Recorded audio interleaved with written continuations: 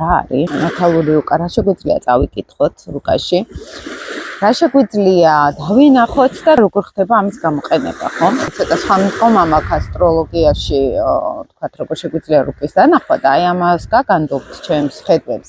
საერთოდ მე ვმუშაობ მეგობრებო სამ შრეზე, რუკაზე.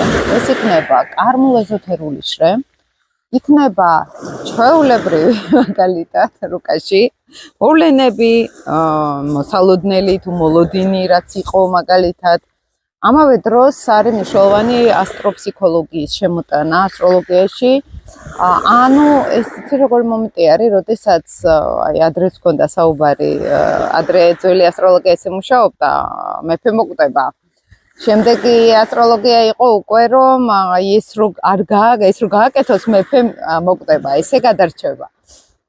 და ეხლა არის ის ფაზა, რომ ისე გავაკეთოთ, რომ ეს რეალური სიკვდილი ან რეალური უბედურება კი არ იყოს, ან ტრანსფორმაციასთან იყოს კავშირი, ან საერთოდ არაფერი ისეთი არ მოხდეს და ემოციურ დონეზე იყოს, ხო? აი ეს უკვე ფსიქოლოგიური ასტროლოგიის ნაწილი არის, მეგობრებო, როდესაც ჩვენ უკვე მოვლენებსაც, საკუთარ ენერგიასაც ვაკონტროლებთ, ვაცნობიერებთ და შემდგომ უკვე პოზიტივსაც ვიზიდავთ და ნეგატივსაც ვამუშავებთ ან განვიზიდავთ, ხო?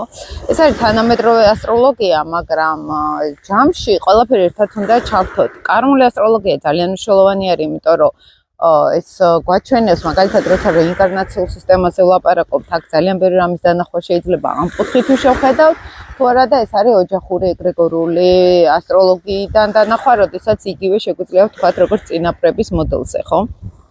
და ეს როგორც წესი, აი ესეც გონიათ რომ მე მხოლოდ ასტროფსიქოლოგი ვარ და მხოლოდ ფსიქოლოგიურად გავდივართ რუკას, სამივე შრეზე გავდივართ ფაქტიურად, პირად რუკას და თქვენც ახლა ვინც ერკვევით ასტროლოგიაში მომყვებით, თქვათ ვიდეოებში ან ცალკე გისწავლიათ, აი ამას გირჩევთ, რომ ყველა შრე ჩართოთ.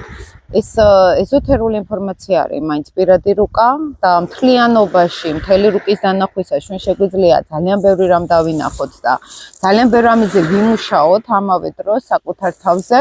გავიცნოთ ჯერ პირველ რიგში საკუთარი თავი, ხო? აი, როდესაც კლაიენტებზე ვლაპარაკობთ, რომელ მდებარეობაში არის, რომელ სახლში არის, რუკა აი ამაში გვეხმარება, მეგობრებო, რომ ძალიან ბევრი რაღაცის დანახვა შეგვიძლია და გაცნობიერება საკუთარ თავს. არსად არ არის ის სიღრმე, ის დეტალურობა, რაც შეიძლება ასტროლოგიაში იყოს და არსად არ არის ის ღრმაშრეები, სადაც ხედავთ ჩვენ თავს, სადაც შეგვიძლია არა მარტო ჩვენი თავი დავინახოთ, არამედ გარემოც დავინახოთ, იმიტომ რომ ჩვენ რუკაში გარემოც ჩანს, ჩვენი მომავალიც ჩანს, ჩვენი წარსულიც ჩანს და ჩვენი გარემოცვის მომავალიც